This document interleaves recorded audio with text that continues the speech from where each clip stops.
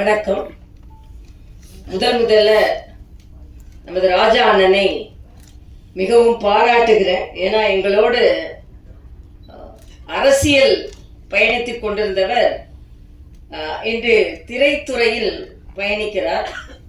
திரைத்துறையில பயணித்தவங்கெல்லாம் அரசியலுக்கு வரும்போது அரசியல் ஸ்டார்கள்களுக்கும் திரைத்துறைக்கு வர வேண்டிய ஒரு சூழ்நிலை ஏற்படுகிறது என்பதை மரியாதைக்குரிய ராஜா அவர்கள் இதை தயாரித்ததும் டைரக்ட் செய்ததும் தானே.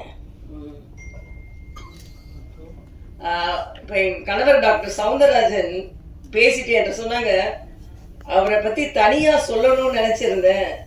ஆனால் எப்போவுமே மனதிற்கு நெருக்கமானவங்களை ஸ்பெஷலாக சொல்லணும்னு நினச்சிருந்தேன், நான் மறந்துட்டேன் அப்படின்னா. அதனால் அவங்களுக்கும் சேர்த்து உங்களுக்கு எனது வணக்கத்தை தெரிவித்துக் கொள்கிறேன். தர்மர் அவர்களை பற்றி சொன்னீங்க, அவர் தான் எனக்கு பொன்னாடை போற்றினார். அவரை பற்றி சொல்லும் பொழுது மதுரையில தான் அதிகமாக முழுசா எடுத்தது. என்னை நேற்று ஒரு 2 நாட்களுக்கு முன்னால் தான் என்னை தொடர்பு கொண்டார்கள். ரொம்ப நாளாக அவங்கள தொடர்பு கொள்ளணும்னு நினைத்து கொண்டிருந்தேன், ஆனால் ஏதோ விடுபட்டு போச்சு அப்படின்னு சொன்னாங்க. இதில் மதுரையில தான் இதில் படம் முழுவதுமாக எடுக்கப்பட்டு இருக்கிறது என்றால் மதுரைக்கு எனக்கும் அதிக தொடர்புண்டு. எனது தந்தை குமரி ஆனந்தன் அவர்கள் எனக்கு பெயர் வைத்ததே மதுரை மீனாட்சி அம்மன் கோயிலில் தான். அதுலேயும் என்னன்னா, சாக்லேட் கொடுக்கக்கூடாதுன்றதுக்காக மா பலா வாழை முக்கனியையும் வெட்டி ஒரு பாத்திரத்தில் போட்டு அதில் தேன் கலந்து கொடுத்தாங்க. ஆக அப்படி, ஏன்னா சாக்லேட் கொடுக்கக்கூடாது, ஏன்னா எங்கள் அப்பா எல்லாரோட விதேசி இல்லை சுதேசியாக தான் எல்லாரும் இருக்கணும் அப்படின்னு அடிக்கடி சொல்றதுனால, ஆக மதுரைக்குள்ள எடுத்த படம் என்பதனால் எப்படியோ நான் இணைந்து கொண்டேன் என்று நான் நினைக்கிறேன். அதே மாதிரி இந்த நிகழ்ச்சிக்கு தம்பி தம்பி பேர் என்னப்பா? குரு விஜய். குரு விஜய் விஜய்னாலே திரைப்படத்துறையில வெற்றி பெற முடியும். அதனால குரு விஜய் நிச்சயமாக வெற்றி பெறுவார். அவருக்கு எனது வாழ்த்துக்களை தெரிவித்துக் கொள்கிறேன். ஏன்னா அவர் இளைய வயது ஹீரோ, அவர் அறிமுகமாகி இருக்கிறார். அவருக்கு எனது வணக்கம். அதே மாதிரி இங்கே சகோதரி சுமதி அவர்கள், அவங்கெல்லாம் நடிச்சிருக்காங்கன்னு எனக்கு தெரியவே தெரியாது. தர்ஷினி அவர்கள், திரு வாசு அவர்கள், அது மாதிரி ராஜா முகமது அவர்கள், வர்ஷா அவர்கள், கமலக்கண்ணன் அவர்கள், ரவி அவர்கள், எண்ணூர் ரவி அவர்கள், கேமராமேன் வாசு அவர்கள், 5 ஸ்டார் கதிரேசன் அவர்கள், பாலாஜி அவர்கள் மற்றும் அனைவரும், ஏறக்குறைய எனக்கு யாரெல்லாம் பேர் சொன்னாங்களோ அவங்களெல்லாம் மனதில் வைத்துக் கொண்டு ராஜா முகமது அவர்கள் தான் எடிட்டர்னு கேள்விப்பட்டேன். எல்லாவற்றிற்கும் மேல இங்க நிறைய ராஜா இருக்காங்க. அண்ணன் ராஜா, ப்ரொடியூசர் ராஜா, டைரக்டர் ராஜா, ராஜா முகமது, சவுண்ட் இன்ஜினியர் ராஜா, சவுந்தர் ராஜா, அதை மறக்க கூடாதுல நானு. அதனால எல்லாரும் இங்கே அமர்ந்திருப்பதற்கு எனக்கு நன்றி. உண்மையிலேயே எனக்கு இங்க கமலக்கண்ணன் அவர்கள் பேசும்போது ஒண்ணு சொன்னீங்க, ராஜா, நன்றி. அப்ப கமலக்கண்ணன் அவர்கள் ஒன்று சொன்ன அனுபவ ரீதியா அவர் சொன்னதுன்னு நினைக்கிறேன். விளம்பரம் செய்யுங்கள். எவ்வளவுதான் எங்க அப்பா அடிக்கடி சொல்லுவாங்க, கல்லு உட்கார்ந்த இடத்துல வித்துருது, மோரை குவி தான் விற்கணும் அப்படின்னு. ஆக மோர் இப்ப அதுவும் நம்ம டாஸ்மாக் பத்தி இப்ப கேட்கவே வேண்டாம், உட்கார்ந்த இடத்துல விற்கிறது, ஆன்லைன்ல வர போகலாம்.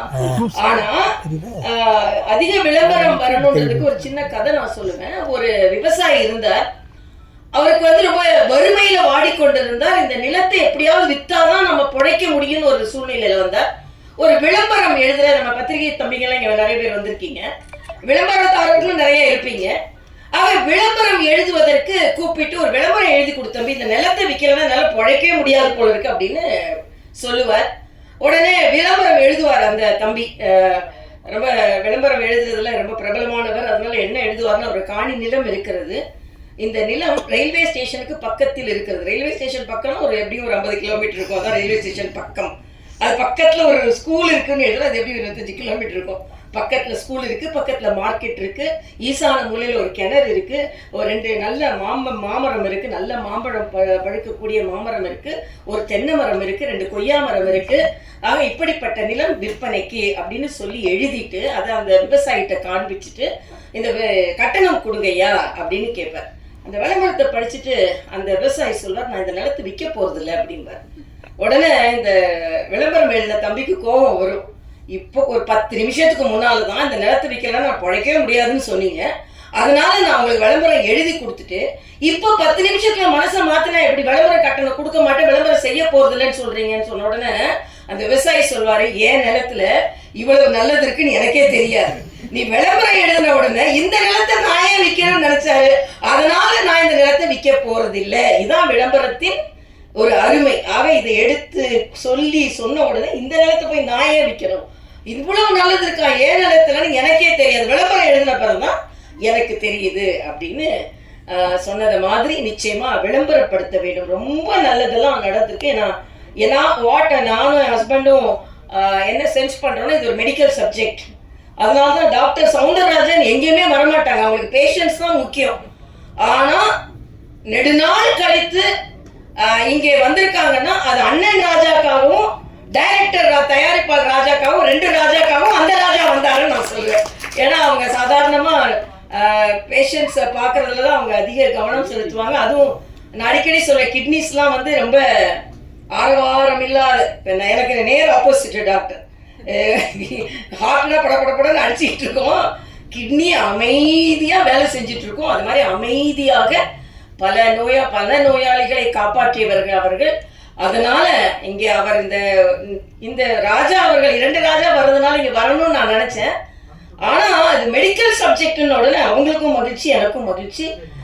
ஏன்னா நான் அடிக்கடி ஒன்று சொல்வது உண்டு, இந்த டிமானிட்டைசேஷன் அவங்க நம்ம பிரதமர் அவர்கள் அறிமுகப்படுத்தினாங்க. உடனே சில அரசியல்வாதிகள் அண்ணன் சீமான்ட்ட கேட்டாங்க, இதெல்லாம் இப்படிலாம் எனக்கு சாப்பிட கூட காசு இல்லை, இப்படிலாம் பண்ணா எப்படி அப்படின்னு. நான் திருமாவளவன்ட்ட கேட்கும்போது இதெல்லாம் எப்படி, நாளைக்கு கூட எனக்கு சாப்பிட்றதுக்கு காசு இல்லை, நான் என்ன பண்ண போறேன் அப்படின்னு நிறைய கருத்துக்கள் சொல்லியிருந்தாங்க. ஏன்னு வந்து கேட்டாங்க. ஆனால் நான் சொன்னேன் எனக்கு ஒன்றும் பிரச்சனை இல்லையே அப்படின்னு. உங்களுக்கு பிரச்சனை இல்லையா, உங்களுக்கு முதல்ல தெரியுமா அப்படின்னாங்க. நான் உங்களுக்கு எல்லாத்துக்கும் 8ஆம் தேதி தெரியுமா தான் எங்களுக்கும் தெரியும். ஆனால் என்னன்னா என்னோட கோட்டும் ஒயிட்டு என் நோட்டும் ஒயிட்டு, அதனால எனக்கு பிரச்சனையே இல்லை, எனக்கு எங்கள் டாக்டர் பிரச்சனை இருக்கிற கொஞ்சம் நெஞ்ச காசும் நாங்கள் ஒயிட் கோட்டில் சம்பாதிச்சதுன்னு. அதே மாதிரி தான் ராஜா அவர்கள் இங்கே வந்து பணத்தை போட்டிருக்கிறார், அவரும் ஒயிட் கோட்டில் சம்பாதிச்ச ஒயிட் நோட்டு. அதனால எல்லோரும் படத்தை அவர் கமலக்கண்ணன் அவர்கள் சொன்னது மாதிரி முழுவதுமாக தியேட்டர்ல போய் உட்கார்ந்து பார்க்க வேண்டும், செல்லுல பார்த்துட்டு சென்று விடாதீர்கள் என்பது எனது கோரிக்கையாகவும் இருக்கிறது. இன்னும் சொல்ல போனா இதுல வந்து மருத்துவத்துறையில நான் பெருமையா இந்த இடத்திற்கு வந்து நின்று சொல்கிறேன். கரோனா காலத்துல பிபிஇ கிட் போட்டு நான் தான் முதல்ல போனேன்னு அன்றைய முதல்வரெல்லாம் சொல்லிக் கொண்டு இருந்தாங்க. இல்ல, முதலில் நிர்வாகத்தில் இருந்து மருத்துவர்களுக்கு உதவி செய்ய வேண்டும் என்று பாதுகாப்பு அதிகாரிகள் அனைவரும் வேண்டாம் என்று சொன்ன பின்பும் பிபிஇ கிட் போட்டு அங்கே மருத்துவமனைக்கு நுழைந்த முதல் நிர்வாகத்தை சார்ந்தவள் நான் என்று நான் உங்களோட பெருமையாக தெரிவித்துக் கொள்கிறேன். ஏன்னா கரோனா நேரம் அவ்வளவு கொடுமையான காலமாக இருந்தது. தெலுங்கானால ஒரே நேரத்தில் 30 மருத்துவர்கள் பாதிக்கப்பட்டார்கள். டாக்டர் ஸ்ட்ரைக் பண்றாங்க, நாங்க ஏன் பாதிக்கப்பட வேண்டும் என்று. அப்பொழுது மருத்துவர்கள் ஸ்ட்ரைக் பண்ணா நோயாளிகள் எல்லாம் பாதிக்கப்படுவார்கள், அவர்களுக்கு தைரியம் சொல்லணும்ன்றதுக்காக நான் பிபி கிட் போட்டு பாதுகாப்பு அதிகாரிகள் மறுத்த பின்பும் நான் அங்கே சென்றேன். இதுல மரியாதைக்குரிய பாரத பிரதமர் அவர்களை நான் சொல்லியே ஆக வேண்டும். பிபி கிட் சைனால இருந்து வந்த பிபி கிட்னாலதான் 30 டாக்டர்களுக்கு வந்தது. அன்று கரோனா ஆரம்பித்த நேரத்தில் பிபி கிட்டே தயாரிக்காத ஒரு நாட்டில் ஒரே நாளில் 2 லட்சம் பிபி கிட் தயாரிக்கும் அளவிற்கு இந்த நாட்டை முன்னிறுத்தினார் என்றால் இது பாரத பிரதமர் அவர்கள் தான். ஆக கரோனா நேரத்தை நான் இங்கே நினைவு கூறும் பொழுது பாரத பிரதமர் அவர்களை நினைவு கூறாமல் இருக்கவே முடியாது. அதே மாதிரிதான் தடுப்பூசி, 150 நாடுகளுக்கு தடுப்பூசி கொண்டு போனோம் என்றால் அதற்கு பாரத பிரதமரின் அந்த முயற்சி தான் காரணம். அதுல முதலில் அந்த தடுப்பூசியை உருவாக்கியவர் நம் தமிழ்நாட்டை சார்ந்தவர், குடியாத்தத்தை சார்ந்தவர், பாரத் பயோடெக்காரர்கள் ஹைதராபாத்ல இருந்தாலும் தமிழ்நாட்டை சார்ந்தவர்கள். ஆக உலகத்திற்கே தடுப்பை கொடுத்தது யார் என்றால் தமிழ்நாட்டை சார்ந்தவர்கள். இங்கே அண்ணன் ராஜா அவர்கள் 2 அண்ணன் எனக்கு அண்ணன் தான், அதனால அண்ணன் ராஜா அவர்களை ஒரு வார்த்தை வருது, ஆட்சியே போனா கூட போதையை ஒழிக்க முடியவில்லை என்றால் ஆட்சியே போனாலும் பரவாயில்லை என்று சொல்லக்கூடிய தைரியம் பாரதிய ஜனதா கட்சிக்காரர்களுக்கு மட்டும்தான். எப்படினாலும் ஆட்சியை முடிச்சிடலாம் அப்படின்னு இல்லை. மக்களுக்கு கெடுதல் வருகிறது என்றால் எங்களுக்கு எதுவுமே தேவையில்லை என்று தான் நாங்கள் எல்லாம் பணியாற்றி கொண்டிருக்கிறோம். இந்த சமுதாயம் அதையும் உணர்வார்கள் என்று நான் நினைக்கிறேன். அதனால ஒரு நல்ல நிகழ்ச்சி, மருத்துவத்துல சம்பாதிச்சு இங்கே திரைப்படம் எடுத்திருக்கிறார். நான் அடிக்கடி ஒன்று சொல்வதுண்டு. நான் ராமச்சந்திரா மருத்துவக் கல்லூரியில் பணியாற்றி கொண்டிருக்கும் பொழுது ஒரு நோயாளி ரொம்ப கவலையா இருந்தார். அவர்கிட்ட கேட்டேன், ஏங்க இவ்வளவு கவலையா இருக்கீங்க, என்னாகுமோன்னு கவலைப்படாதுங்கன்னு சொன்னேன். அதுக்கு அந்த நோயாளி சொன்னார், என்னாகுமோன்னு கவலைப்படலை டாக்டர், எவ்வளவு ஆகுமோன்னா எனக்கு கவலையாக இருக்கு என்று சொன்னார். ஆக எல்லா டாக்டரும் அப்படி கிடையாது. நாங்க எல்லாருமே சேவையில் மருத்துவம் பார்ப்பவர்கள். எங்க டாக்டர்லாம் பார்த்தீங்கன்னா கிட்னி டிரான்ஸ்பிளான்ட்டே நிறைய நாளில் ஃப்ரீயாக பண்ணி கொடுக்குறாங்க. அதனால நாங்கள் எல்லாருமே ஒரு நியாயமான மருத்துவர்கள், அதாவது அநியாயமான மருத்துவர்களை பார்த்தவுடன் கோபம் வந்திருக்கிறது இவர்களுக்கு. அதனால மருத்துவர் இதை பார்த்த உடனே மருத்துவர்கள் எல்லாருமே இப்படிதான் நினைச்சிடாதீங்க. நல்ல மருத்துவர்கள் இருக்கிறார்கள் என்பதற்கு ஆரம்பமாகவே சொல்வதற்காகத்தான் நாங்கள் எல்லாம் இங்கே வந்திருக்கிறோம் என்று நான் நினைக்கிறேன். அதனால நிச்சயமாக இந்த படம் வெற்றி பெற வேண்டும். எனக்கு ரொம்ப சினிமா பார்க்குற பழக்கம் கிடையாது. ஒருத்தர் வந்து விளையாட்டா சொல்றேன், ஒருத்தர் வந்து ஒரு கதை எழுதிட்டு முடிக்க முடியாம ஒரு டாக்டரை கூப்பிட்டாராம். எனக்கு கதையை முடிக்க முடியலைங்க அப்படின்னு நீங்க கொஞ்சம் வாங்கினாராம். உடனே டாக்டர் சொன்னாரா, எங்களை பேஷண்ட்ஸை பார்க்க தானே கூப்பிடுவாங்க, நீங்க ஏன் கதையை முடிக்கிறதுக்கு என்ன கூப்பிடுங்க, நிறைய பேர் கதையை நீங்க முடிச்சிருக்கீங்க, அதனால உங்களுக்கு அப்படின்னு சொன்னாங்க. அப்படிப்பட்ட டாக்டர் நாங்க கிடையாது. ஆனால் இந்த கதையை வளர்க்கறதுக்கும் கதையை நல்லா நடத்துறதுக்கும் நாங்க இங்க வந்திருக்கோம். எல்லாத்துக்கும் மேல நான் பிரதானமா இங்க வந்தது ராஜா அண்ணனுக்காக. ராஜா அண்ணன் நாங்க எல்லாரும் ஒரு அரசியல் கட்சியில இருந்து எல்லாரும் எவ்வளவோ லாபகரமாக, அரசியல் என்றாலே அது பட்டத்திற்கும் பதவிற்கும் சம்பாத்தியத்திற்கும் என்று இல்லாமல் கொள்கைக்காக தனது வாழ்நாளில் உரக்க குரல் கொடுத்து கொண்டிருக்கும் தர்ம போராளிக்காக நாங்கள் இங்க வந்தோம் அப்படின்றதுல நான் பெருமை அடைகிறேன். அது மட்டும் இல்ல, டாக்டர் சவுந்தரராஜன் அவர்களை எந்த நிகழ்ச்சிக்கும் நான் கூட்டிட்டு வரமாட்டேன். ஏன்னா நான் ஹோம் மினிஸ்டர்னு சொன்னா ஹோம் மினிஸ்டர் கொஞ்சம் ஸ்ட்ரிக்டா இருந்தால்தான் நல்லது. ஆனாலும் அவர்களும் வந்தார்கள் என்றால் உண்மையிலேயே ரெண்டு ராஜாக்களுக்கும் நாங்கள் வணக்கம் செலுத்துவதற்காக நான் மறுபடியும் சொல்றேன்.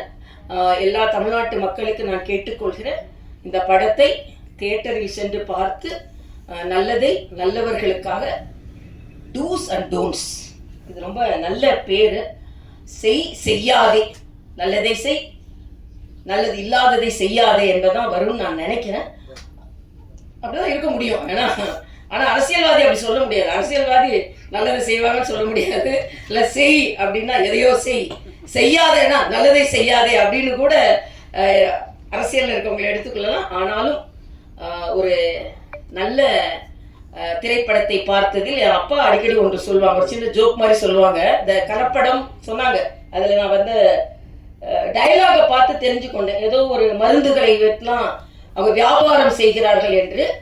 அந்த நேரத்தில் கலப்பட மருந்துகள் அதிகமாக வந்து கொண்டிருந்த நேரம் ஒரு நோயாளி டாக்டர்கிட்ட போறாரு. டாக்டர் மருந்து எழுதி கொடுக்கறாரு. அதனால எங்க அப்பா அடிக்கடி சொன்ன ஒரு சின்ன இது, அந்த காலத்துல கலப்பட மருந்து வந்து கொண்டிருந்த நேரத்துல டாக்டர்கிட்ட போங்க, ஏனென்றால் டாக்டர் பிழைக்க வேண்டும் அல்லவா.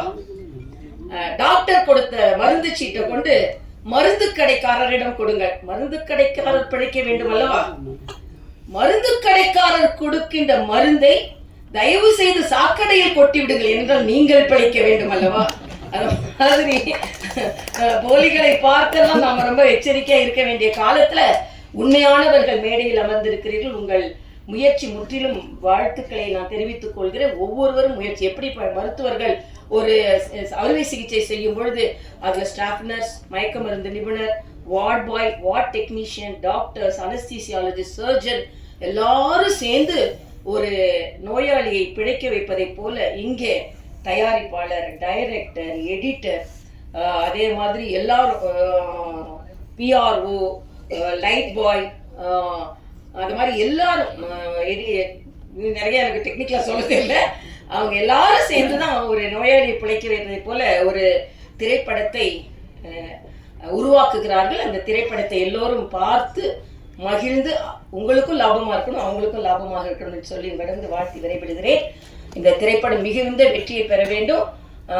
சுவதி அவர்கள் சொல்லும்போது சொன்னாங்க, எல்லாரும் நம்ம வெற்றி விழாவில் வருவோம் என்று. இந்த திரைப்படம் வெற்றி விழாவை கொண்டாட வேண்டும் என்று வாழ்த்தி விடைபெறுகிறேன். நன்றி. ஆளுநர் திருமதி தமிழிசை சவுந்தரராஜன் அவர்களே, டாக்டர் சவுந்தரராஜன் அவர்களே,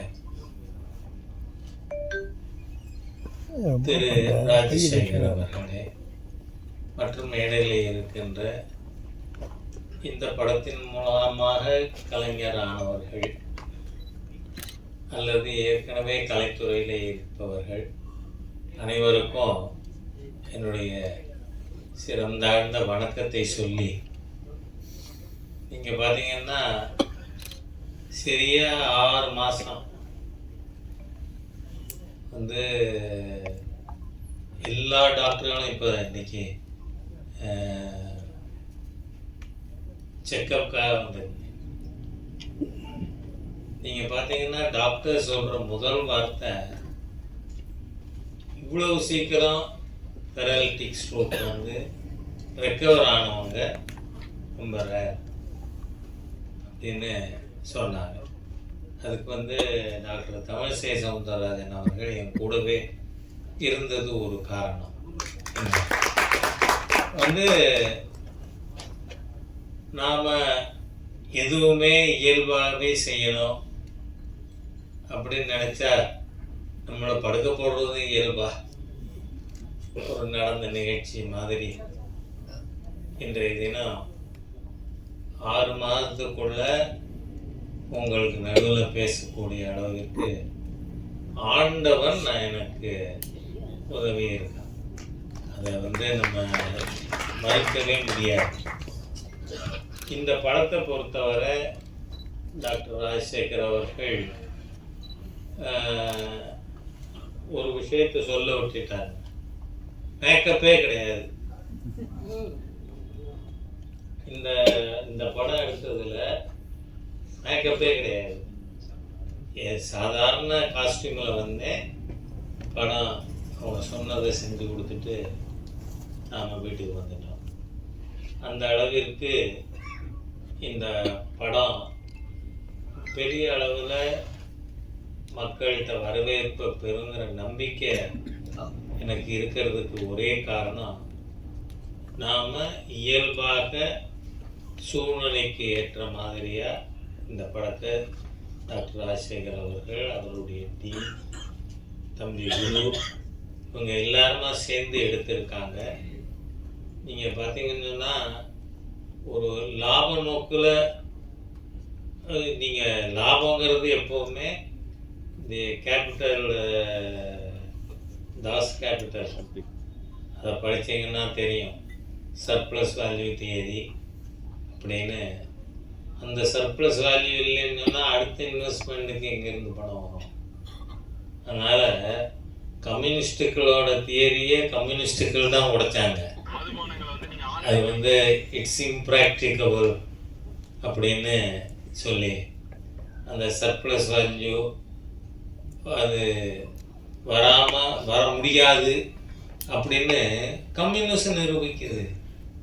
அந்த மாதிரியாக நம்ம நாட்டில் பல்வேறு சம்பவங்கள் நமக்கு ஒரு பாடமாக அமைஞ்சிருக்கு. அதில் இந்த கதை வந்தது கொரோனா சமயத்தில். அந்த சமயத்தில் மக்களுக்கு அந்த ஒர்க்கோட வேல்யூ என்ன அப்படின்னு புரிய வைக்கணும். நீங்கள் பார்த்தீங்கன்னா இந்த படத்தில் ஒரு காட்சி வரும். இதில் பணியாட்களுக்கு 50,000 ரூபா, நர்ஸுகளுக்கு 40,000, டாக்டர் அம்மா போச்சக்கூடாது, டாக்டர்களுக்கு 20,000 போனஸ் கொடுங்க அப்படின்னு. இதில் காரணம் என்ன? 24 மணி நேரமும் உழைச்ச ஒரு கம்யூனிட்டி உண்டுன்னு சொன்னால் அது அந்த சுத்திகரிப்பாளர்கள். அவங்க வந்து அன்னைக்கு ஒரு நாள் ஸ்ட்ரைக் இருந்திருந்தா கூட நாம நாரி போயிருப்போம். அந்த மாதிரியாக இந்த மருத்துவத்துறையின் மூலமாக மக்களுக்கு எப்படி போய் அடைய முடியும் என்பதையும், அதில் ஊழல் செய்கிறவனை ஆட்சியே போனாலும் ஊழல் செய்கிறவனுக்கு எதிராக நடவடிக்கை எடுக்கணும் அப்படிங்கிற தீம் மக்கள்கிட்ட சென்றடைவதற்காக எடுக்கப்பட்ட படம். நிச்சயமாக எனக்கு நல்ல நம்பிக்கை இருக்குது. வர்ற வெற்றி விழா நடக்கும் பொழுது நான் ஓடி போய் மைக்கில் நின்று பேசுகின்ற என்கின்ற என்னோட நம்பிக்கையை தெரிவித்து இந்த படம் வெற்றி பெறணும். அதை மக்கள் அனைவரும், ஏன்னா இன்னைக்கு 3வதுன்னா சூப்பர் ஸ்டார் ரஜினிகாந்த் அவர்கள் என்னை பார்க்க வந்தார். அப்போ வாங்க எப்படி இருக்கீங்க அப்படின்னு கேட்டேன்னா, என்னங்க நீங்க எப்படி இருக்கீங்கன்னு பார்க்கறதுக்கு நான் வந்திருக்கேன், என்ன எப்படி இருக்கீங்கன்னு நீங்க கேட்குறீங்களேன்னு. டாக்டர்ஸ் வேர் சர்ப்ரைஸ்டு. பெரலிட்டிக் ஸ்ட்ரோக் வந்தவர் அவர் வாங்கன்னு வரவேற்கிறார் அப்படின்னா அந்த அளவிற்கு ஆண்டவன் அருளோடு இருக்கான் அப்படிங்கிறத நாம் மறுக்கவே முடியாது. எனவே இந்த விஷயத்தில் படம் மிகப்பெரிய வெற்றியாக ஓடும். அந்த ஓடுறத ராஜா ஓடி போய் பார்ப்பான். அந்த அளவுக்கு சூழ்நிலை இருக்கும், உங்களுடைய ஆசை இருக்கும் அப்படிங்கிறத தெரிவித்து வார்த்தைகளை நிறைவு செய்கிறேன். வணக்கம். இந்த வீடியோ உங்களுக்கு பிடிச்சிருந்தா லைக் பண்ணுங்கள், கமெண்ட் பண்ணுங்கள், ஷேர் பண்ணுங்கள், சப்ஸ்கிரைப் பண்ணுங்கள்.